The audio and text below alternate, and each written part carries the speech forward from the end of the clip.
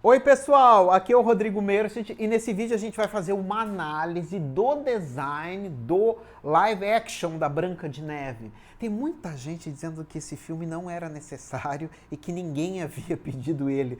Mas a Branca de Neve é um grande clássico dos estúdios Disney e eu vou dar um foco nesse vídeo falando a respeito do design dos anões. Até então, porque eles foram feitos, lógico, com CGI e eles estão bem cartoonizados, bem cômicos. Por mais que tenha sido por mais que seja um live action, eles têm sim uma pitada bem grande de desenho animado, bem diferente do resto do filme, e a gente vai falar nisso agora. Olha só, se você está chegando aqui agora e está curtindo o conteúdo, não se esqueça, se inscreva no meu canal e ative o sininho das notificações para ficar ligado em todas as atualizações. Vamos lá então fazer uma análise do design desse filme polêmico. Vamos dando início então à análise do live action da Branca de Neve, e eu gostaria de dizer que o foco desse vídeo vai ser a decisão dos estúdios Disney de ter mantido o design dos anões bem cartunescos.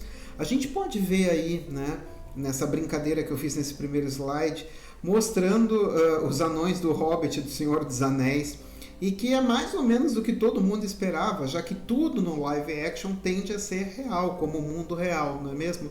Foram atores que participaram interpretando, o CGI das criaturas, as criaturas, os animais da floresta, foram todos feitos em CGI bem realista, e a figura dos anões prevaleceu de uma maneira bem cartunesca, e esse vai ser o foco do meu vídeo, né?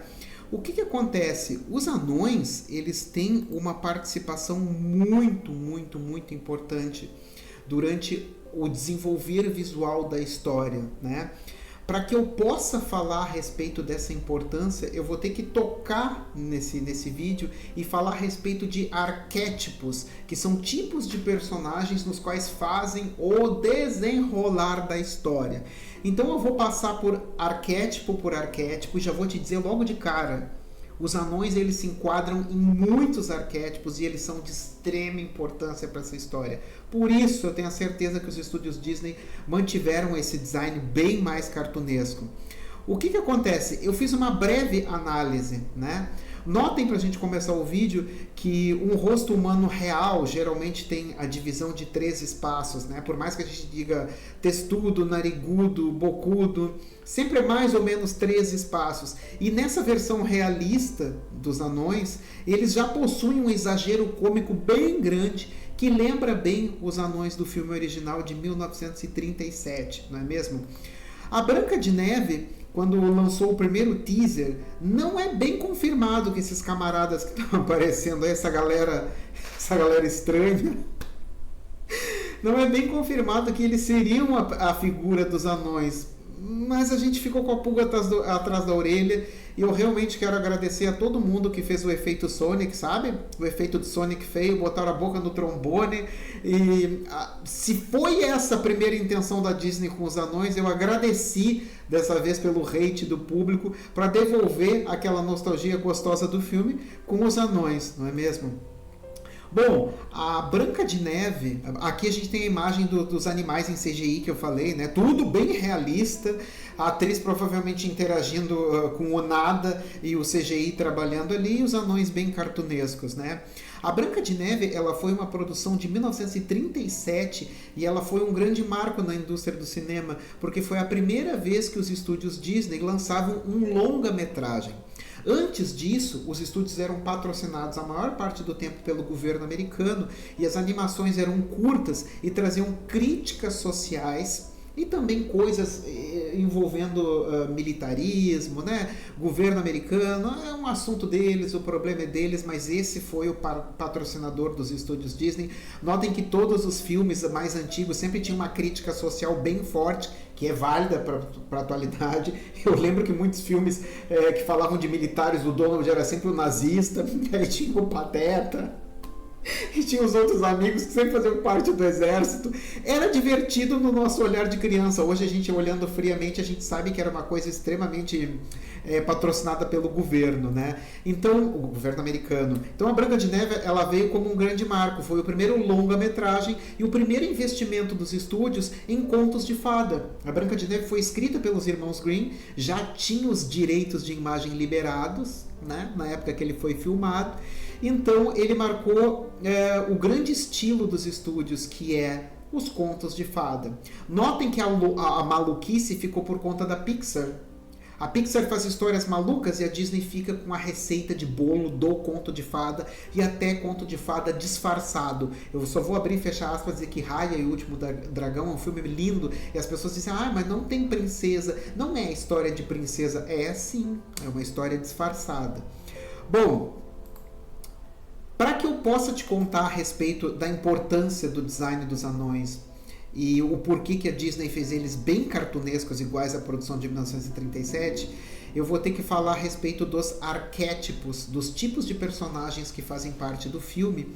E de novo eu vou dizer que os anões se encaixam em quase todos os arquétipos. Eu vou ir falando de um por um dos arquétipos, falar um pouco das atrizes do live action, contar algumas peculiaridades a respeito da atualidade dessas atrizes e também sobre as atrizes que ajudaram os estúdios Disney a fazer esse filme no passado, ok? Vamos lá então. Para começar, dentro de uma história visual, a gente tem o arquétipo do herói, heroína, príncipe, princesa, né? Mocinho, mocinha.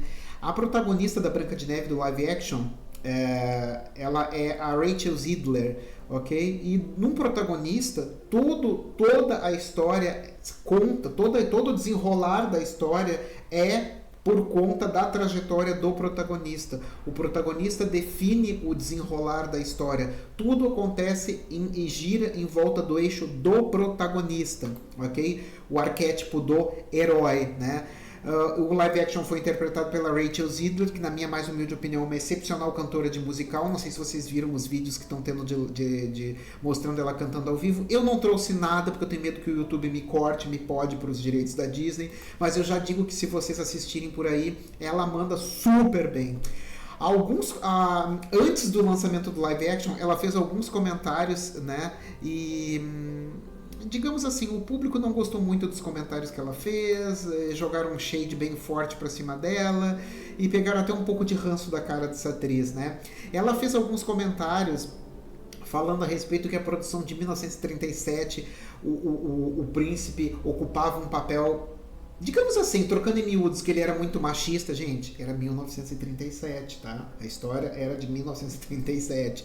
Ela também falou que nesse live action a Branca de Neve não seria tão romantizada e que o príncipe não teria um papel tão importante. Ela simplesmente, né, jogou caca no ventilador, porque todo mundo ama essa romantização dos contos de fada. Digamos que ela não foi muito feliz com esses comentários. E para completar ainda essa treta, né, ela fez alguns comentários sobre política e conflitos no Oriente Médio e tecnicamente eu acho que ela é um pouco mimimizenta, apesar dela ser uma ótima cantora de musical, e é por isso então que a galera começou a odiar ela. Também falou que ela era muito feia pro papel, e eu vou voltar nisso da feiura daqui a pouco. Eu não acho que ela seja feia, tá? Em 1937, quem deu vida à Branca de Neve foi a Adriana Caselotti. E ela contou em entrevistas que recebeu apenas $20 por dia para trabalhar no live action. Para quem não sabe, as animações são contratados atores, eles interpretam, né? E aí os animadores se inspiram neles para desenhar, animar e também se inspiram neles para fazer os personagens. A saga Disney é assim, não é mesmo? Ela falou que recebeu só $20 por dia, que ela não foi avisada de que seria um longa-metragem, que só disseram para ela que seriam mais de 20 minutos. E ela também, velhinha, deu um depoimento dizendo que não recebeu os créditos por ter sido a atriz que deu vida à Branca de Neve e não foi creditada, e que preferia ficar assim e não se envolver em polêmicas com processos judiciais e ficar com o coraçãozinho dela tranquilo.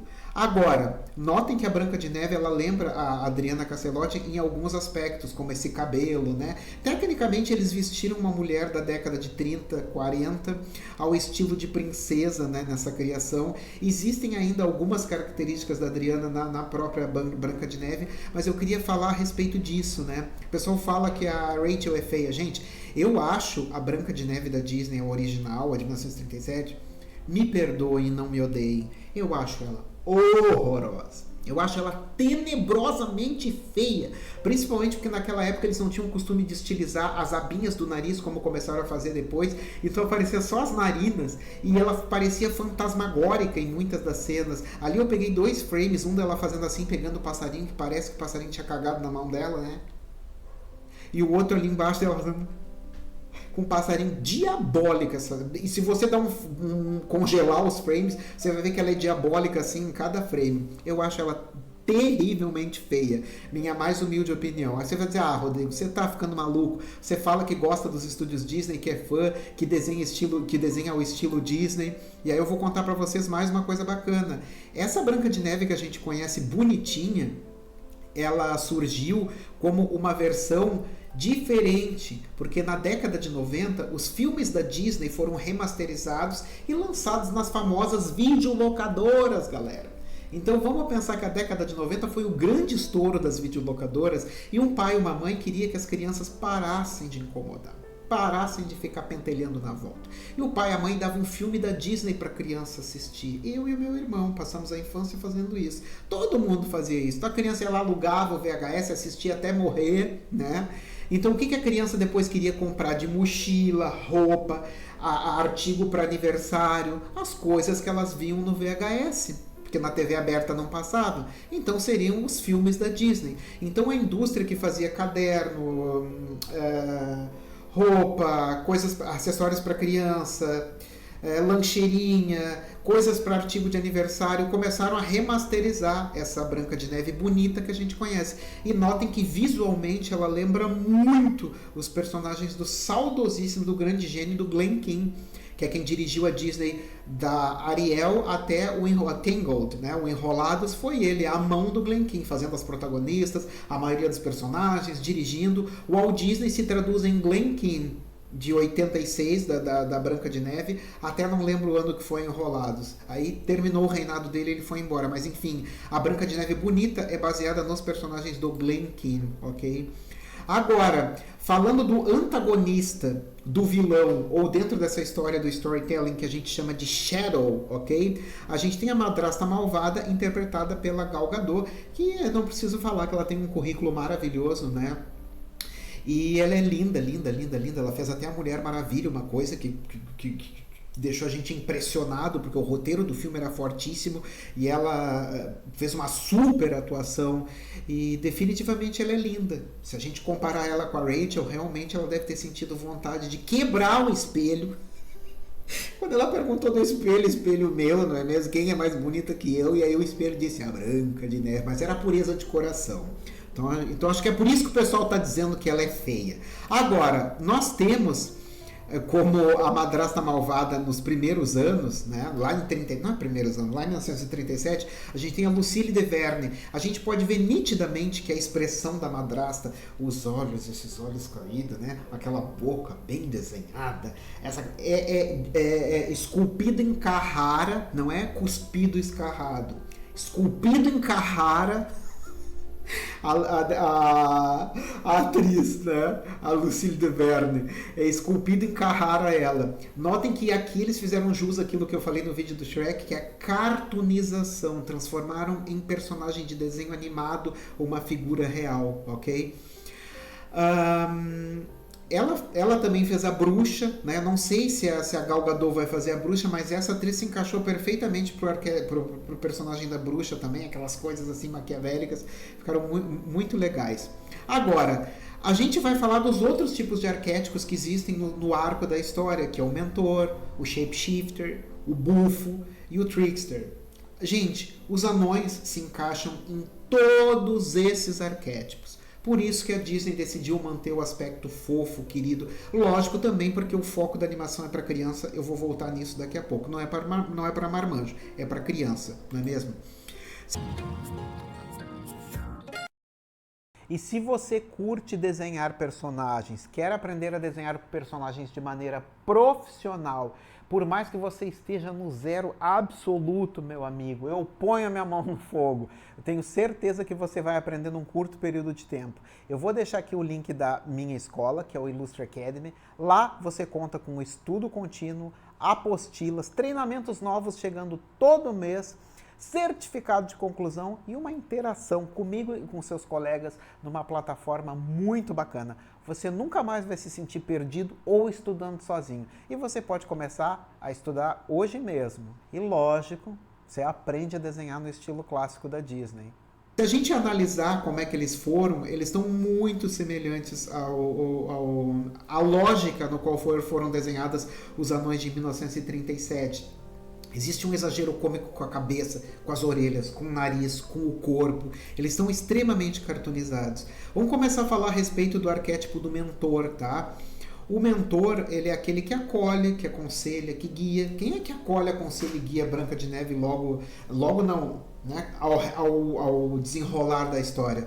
Os anões. Eles fazem todo esse papel, não existe nenhum nem outro. Todos eles fazem o papel de mentores, né? Por exemplo, na Bela e a Fera, o mentor é o Maurice, o pai da Bela, não é mesmo?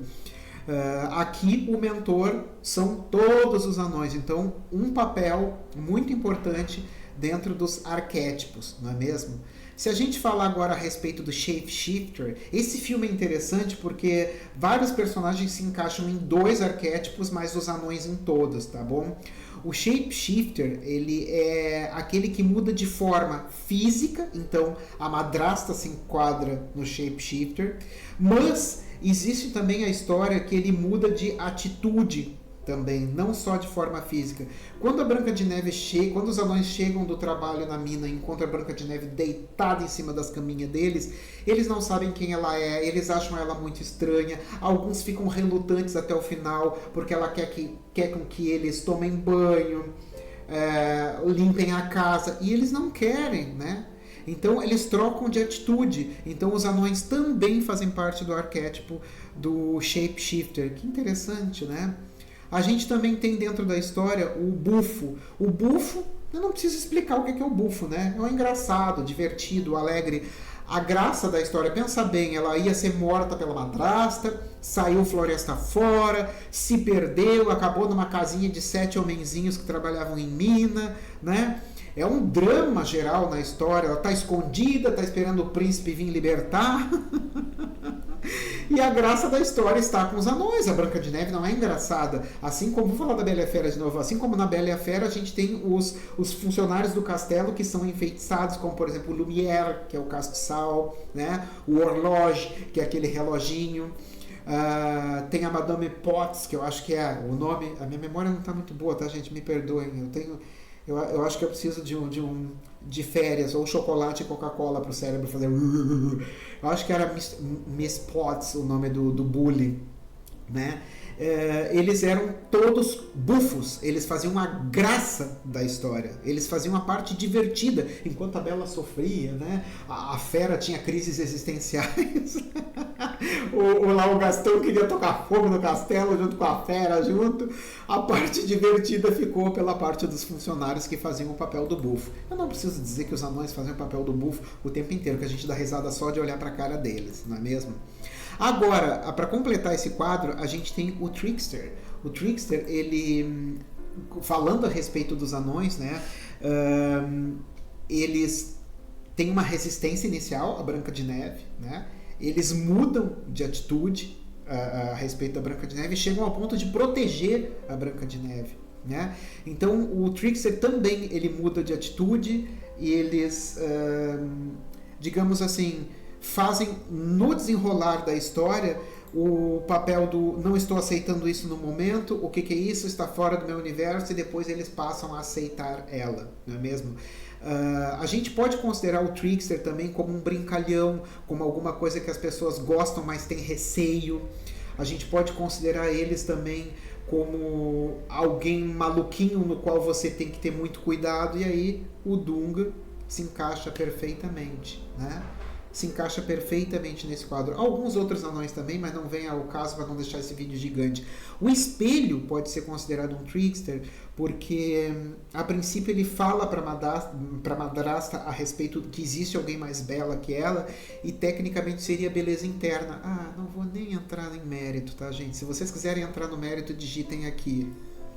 E o caçador também é classificado como um trickster, porque a princípio ele iria matar a Branca de Neve ao mando da rainha, e depois ele resolve mudar de ideia, e ele diz, não, vai embora, né? Leva um coração de um cervo, e a gente já viu até no Chaves isso aí, que é engraçado demais. Então, para a gente fechar com chave de ouro, os anões eles ocupam, tirando o protagonista e o antagonista, eles ocupam todos os outros arquétipos na história da Branca de Neve. Aí vocês vão perguntar, nossa, por que eles não são que nem os anões do Tolkien, né? Do Hobbit ou do Senhor dos Anéis? Inclusive, o Tolkien e o C. Lewis, que eram amigos, o criador de Nárnia, eles foram no cinema assistir a Branca de Neve de 1937 e eles saíram horrorizados. O Tolkien escreveu dizendo que não queria que o Walt Disney, em momento algum, e os estúdios Walt Disney tomassem posse dos direitos dele e fizessem coisas com as histórias dele, porque eles ridicularizaram os anões.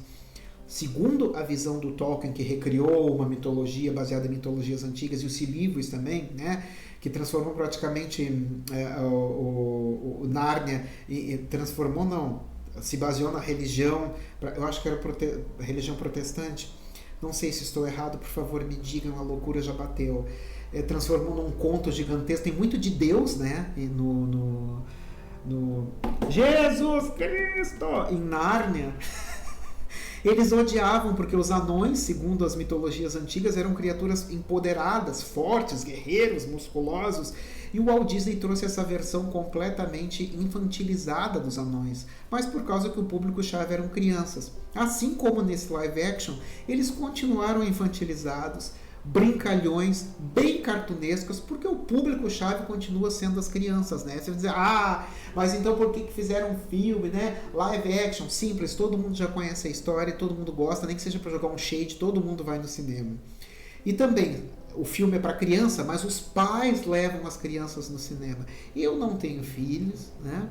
Mas eu vou ir assistir, porque eu trabalho na área, gosto muito, acho maravilhoso. E é isso aí, ficou aqui então o meu review a respeito do porquê que eu amei esse design cartunesco dos anões. Eu vou me despedir de vocês então. Espero que vocês tenham curtido esse vídeo. Apesar do pessoal ter tocado fogo na atriz principal que fez a Branca de Neve, eu confesso para vocês que eu tô com muita vontade de assistir. Comenta para mim o que você achou do design dos anões cartunescos, mesmo fazendo parte de um live action. E me conta também se você vai no cinema assistir. Eu com certeza vou. Deixa aqui nos comentários e a gente se vê numa próxima.